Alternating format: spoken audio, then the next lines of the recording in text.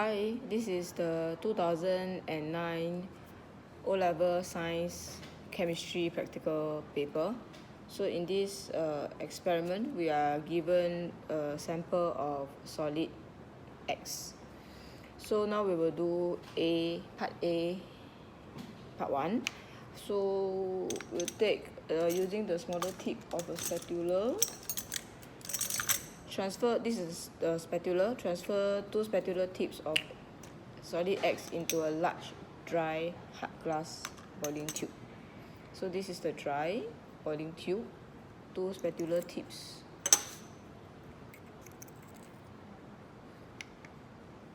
Something like this. 1. Then maybe something like this. 2. Okay, so 2 spatula tips. Place 3 cm3 of lime water into a test tube. So this is boiling tube. We need to get a test tube. So now that we can put the boiling tube down. Okay, boiling tube here. Test tube, lime water. 3 cubic centimeters. So maybe something like this. 1 little finger height is about 1, so 2, 3, something like this. Mine is about maybe 3.5, 4. So something like this. So we are going to leave the test tube lime water standing on the rack, because now we need to heat the solid strongly, carefully but strongly. So let me get the Bunsen burner.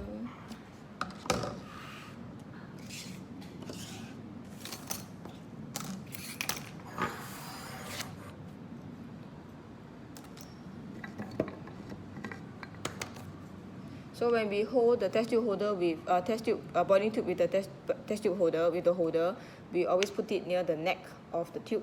This is the neck of the tube. Don't put it too low. Put it somewhere here, because we are usually always going to heat this part. You want the wood to be away from the base. So we're going to heat. So you put on goggles. Turn on Bunsen burner. Close air hole. Close air hole, close. Turn on gas and light. Okay, so it says, so whenever we start heating, we always start heating with a weak flame to heat up the glass, so that the glass will not suddenly expand and then end up cracking. But because it's a solid, it is safe to heat strongly. So soon, like now, after like 10 seconds or so, we can start heating strongly. The instruction says, during the heating process, withdraw several samples of the gas from inside the hard glass boiling tube. So now, I'm going to heat with my one hand. The other hand, I'm going to hold the tea pipette. And I'm going to withdraw the sample of gas. So before I do that, you can see that there is some condensation on the boiling tube. This is already a product, an observation. Okay, the water droplets at the sides of the boiling tube, right? They are wet water droplets at the sides of the boiling tube. Is actually a product because they came about upon heating solid X. So anyway, I'm going to heat. This is my lime water. So you put the tea pipette into the boiling tube, not too low. If it's too low, the plastic boiling tea pipette may melt. So you press a few times. Bubble it through the lime water. When you bubble through the lime water, the tea pipette must enter the lime water. You then press, bubble through the lime water. That's how you transfer the gas and let it go through the lime water. So we're going to have to repeat this step. Before you put the tea pipette into the boiling tube again, you need to make sure that your tea pipette is dry as far as possible. Okay, so you press a few times, get rid of excess lime water, and then heat and test again.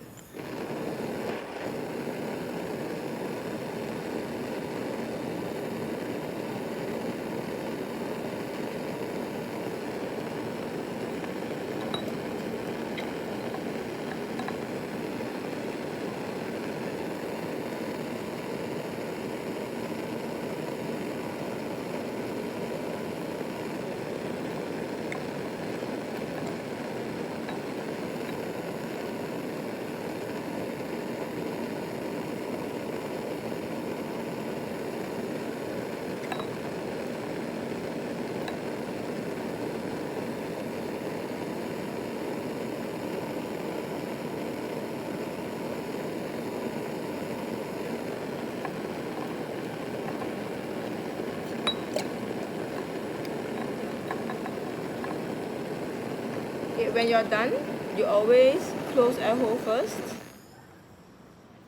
Change the flame to a safety flame, a luminous flame, one that you can see, and then you can just leave it aside. So that if you want to use it later, it's more convenient. You don't have to on it, off it repeatedly. Okay, so the lime water now, this is no longer colorless, so this is chalky, but we will not use the word chalky anymore. The observation for part A, part 1 would be water droplets form at the sides of the boiling tube, and the other answer is white PPT formed in lime water. That's A part 1. A part 2 is a theory question, suggests identities for the other products. So the identities for the other products is based on the observations in part 1. So you can think about it.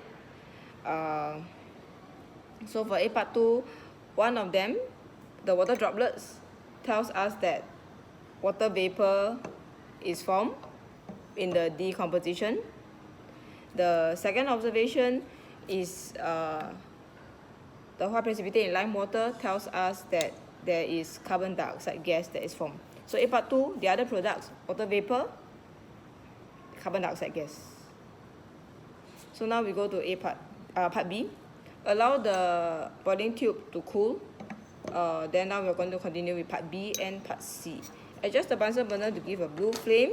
Moisten the end of a splint with water. So this is the splint. Whenever we need to use water, we always use the deionized or distilled water.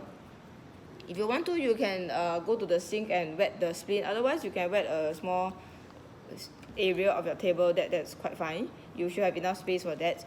That is further away, so it's convenient for you. So you wet it so that you may coat the splint with solid X.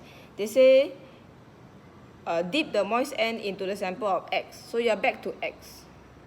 This is the one, X. So what I do is, because I don't want to contaminate the whole bottle of sample in case I need it for later use.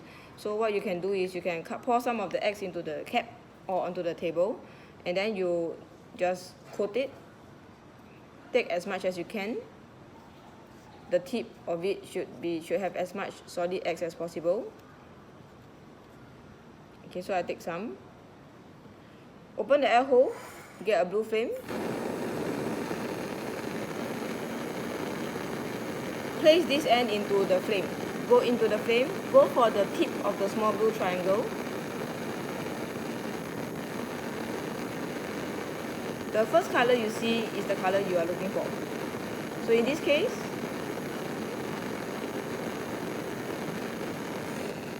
part B answer, orange flame seen.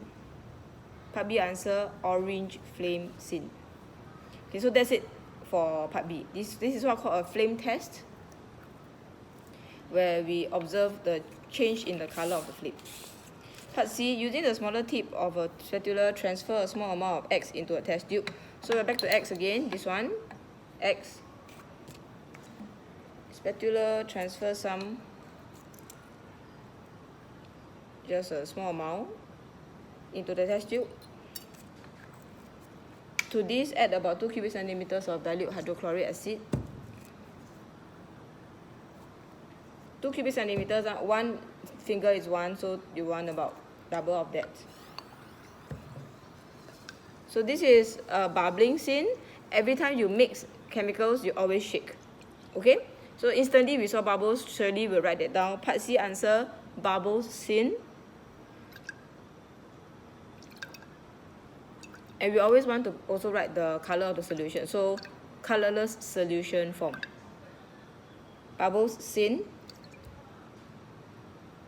X dissolved to form a colorless solution. Bubbles seen, part C, bubbles seen, X dissolved to form a colorless solution. Colorless. We go on to the next part, part D. To the cold hard glass boiling tube from part A. It will not be very, very cold because we don't have enough time to wait for it to turn totally cold. So it will still be a bit warm. I think this is about fine. So we add about 2 to 3 cubic centimeters of distilled water. But if you read the entire paragraph, you will realize that after the 2 to 3 cubic centimeters, you need to add more distilled water until the test tube is about 3/4 full. So the initial 2 to 3 cubic centimeters, we don't have to worry too much about its exact amount, exact volume, because anyway we are going for the 3/4 boiling tube. So we add. So we are going for an estimate of a 3/4, so maybe something like this. You may use the glass rod to help you stir the solid X if you have any more, the solid Y if you have any more left. Just be careful, don't poke a hole in the glass, otherwise you lose the sample. So you may want to hold the base of the boiling tube, and then in a circular motion, not a downward motion. Okay, in a circular motion you stir, so to mix the solid X, solid Y, sorry, residue Y. Okay, so they call the question says this is solution Y. Using solution Y, perform the following test. Part D, part 1. To about 2 cubic centimeters of solution Y. This is 3/4 of a boiling tube, far more than 2 cubic centimeters. The intention of the question is that you make your own bulk solution Y, a lot of solution Y. From this, you take out whatever volume that you need. So D part 1, you need 2 cubic centimeters. If you want to, you can use a tea pipette to withdraw. Otherwise, if you're confident, you can pour 2 cubic centimeters. So I'm just going to try pouring to show you how it looks like. So 2 cubic centimeters, something like this. Add 2 cubic centimeters barium chloride. So this is barium chloride. Add. Every time you add anything, you shake. This one now we cannot see through. D part 1 answer, observations with barium chloride solution, white precipitate form. D part 1, white precipitate form. Then add dilute hydrochloric acid drop by drop. So back to hydrochloric acid. To the white precipitate, right, you add hydrochloric acid drop by drop. You start to see the white precipitate dissolving. You always shake to mix. So we shake to mix. White precipitate dissolves, but there are other things inside that are rising. Can you see?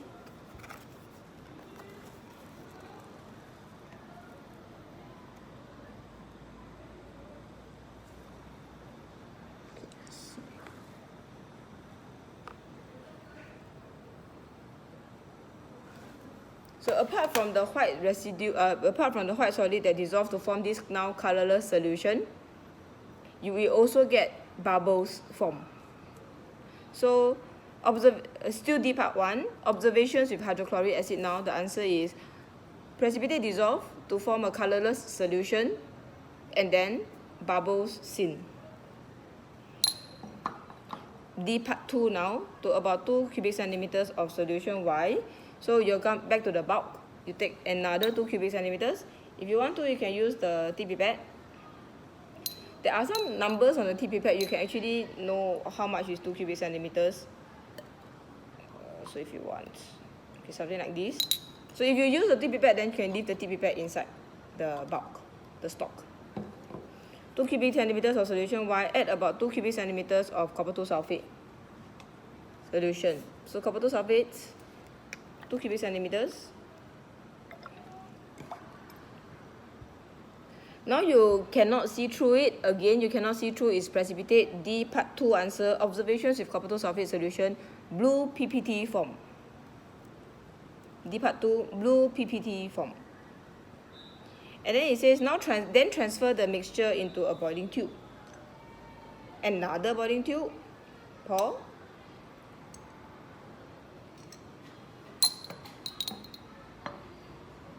Heat this boiling tube carefully until the mixture begins to boil. So we're going to heat Continue gently heating the boiling mixture until no further change is seen. We need to understand what this 5 words means. No further change is seen. It means you don't really know you have reached the end until you are past the end. So you just got to keep on doing the action. In this case, the action is heating. So we're going to keep on heating it because we don't really know what is the ending of it. So it says heat gently. So we heat.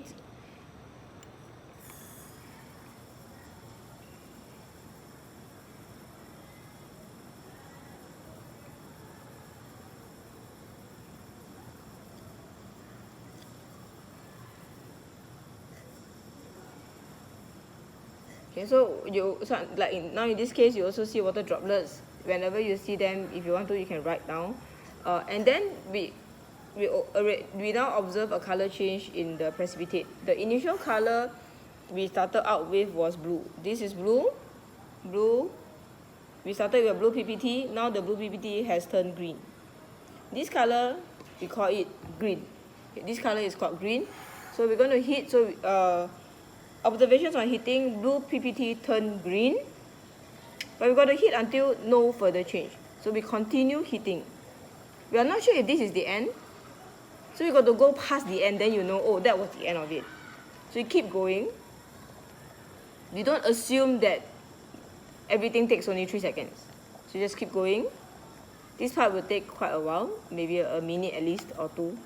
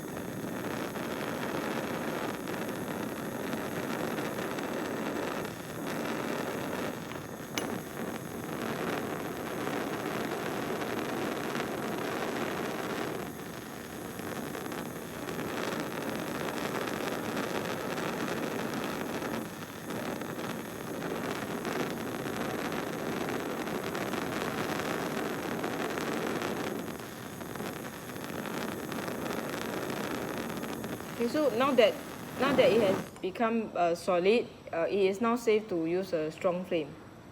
It is safe to use strong flame only for heating solid. So now it's completely dried up, it's solid, right? So I just open the air hole so that it's faster, the heat is stronger.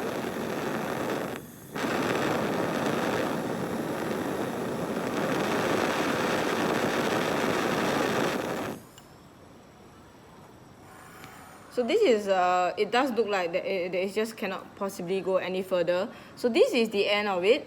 What we notice is, from the beginning, we had a blue color precipitate, blue PPT turned green, and then upon further heating, until no further change, at this point, the green PPT turned brown, or in some cases, it can also turn black. So, D part 2 answer, observations on heating, blue PPT turned green, and then brown or black. So this is D part 2. Part 3, to about 2 cubic centimeters of solution Y. So back to solution Y. Take another new test tube, 2 cubic centimeters.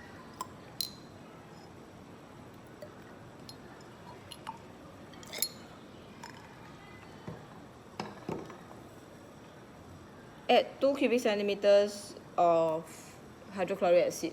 So hydrochloric acid,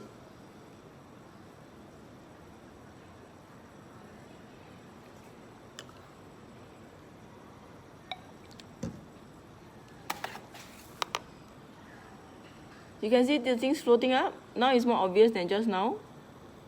So you get a colorless solution.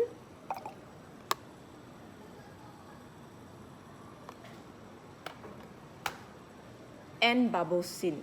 So the part 3, colorless solution remains, bubbles seen. Part E, the identities of the anions present in X and Y. The anion present in Y is more straightforward. So the one that we just did, the part 3, we added solution Y. We make solution Y an acid, and we got bubbles. So acids can react with metals or carbonates to form gases. This cannot possibly be a metal, right? So metals are solid and grey in color, and this is surely not metal. Definitely not a piece of metal, right? So in that case, since Y is not a metal, is a compound, it's not a metal, then Y must be a carbonate. Because when the acid was mixed with Y, we got a gas. So that allows us to conclude that the anion present in Y is a carbonate. So part E, anion in Y, the second answer, the last blank, is a carbonate. The anion present in X is a little bit more difficult for us because the answer is not actually in our syllabus. So what we notice, if you look at the part C, when we mixed X with the acid, part C, if you turn to the first page, part C, you mix X and acid, you actually also got bubbles. You also had bubbles, and again, X cannot be metallic. X is not a metal. So X actually is some sort of a carbonate. However, it is not just merely a carbonate. Because when you look further back, if you look at A part 1 and part 2, when you heated X, you had the carbon dioxide gas, right? It turned lime water, formed precipitate in lime water. And then when you heated X, there were the water droplets. So X is a compound that could give out carbon dioxide gas, which means that it has a carbonate. At the same time, it also gave out water vapor. So X is a compound that has some H, hydrogen, has some carbon, has some oxygen. And so the anion that is present in X is actually this thing called hydrogen carbonate. So X, anion present in salt X, hydrogen carbonate. Anion present in solution Y, carbonate. So that is the end of the 2009 paper.